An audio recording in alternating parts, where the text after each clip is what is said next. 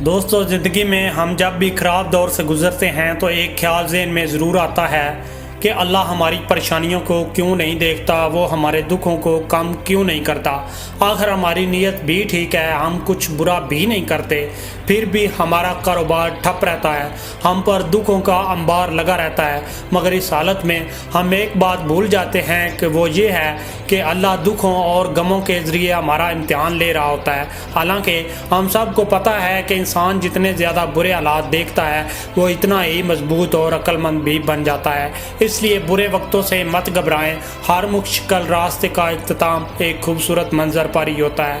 انسان کی فطرت ہے کہ وہ آسانی سے ملنے والی چیز کی کبھی قدر نہیں کرتا، پھر چاہے وہ دولت ہو، عزت ہو یا پھر پیار۔ اور کسی چیز کی قدر تبھی ہوتی ہے جب اسے کڑی محنت اور مشکل حالات کے باوجود بھی حاصل کر لیا جاتا ہے۔ آج اگر تمہارے پاؤں میں جوتے نہیں تو تمہیں افسوس نہیں کرنا چاہیے بلکہ شکر ادا کرنا چاہیے، کیونکہ اس دنیا میں کئی لوگ ایسے بھی ہیں جن کے پاؤں ہی نہیں ہیں۔ لوگوں کو کبھی راضی کرنے کے لیے کچھ مت کرو بلکہ ہمیشہ خود کو راضی کرنے کے لیے سب کچھ کرو، کیونکہ تم لوگوں کے لیے تب تک اچھے ہو جب تک تم ان کے مطابق سب کچھ کرتے ہو۔ بس ایک بار اپنے مطابق کرنے سے ہی آپ میں ساری اچھائیاں برائیوں میں بدل جاتی ہیں۔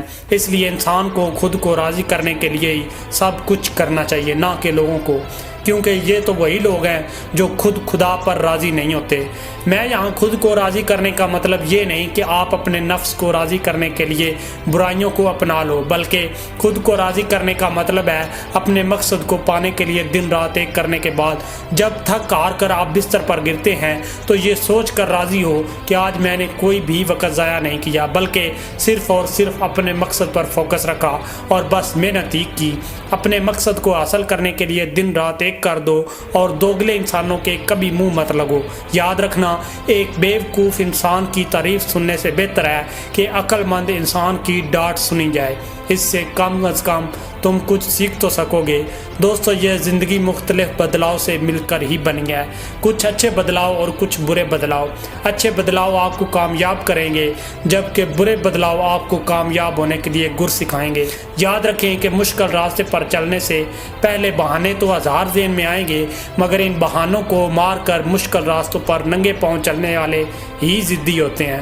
اگر فیس بک کے بانی مارک زکربرگ 23 سال کی عمر میں ارب پتی بن سکتا ہے تو آپ بھی بن سکتے ہیں۔ دوستو، کامیابی کبھی عمر نے دیکھ کر نہیں آتی، بلکہ کامیابی لگاتار محنت کرتے رہنے سے، اپنے آئیڈیاز میں بہتری لانے سے اور مشکل وقتوں سے سیکھنے سے آتی ہے۔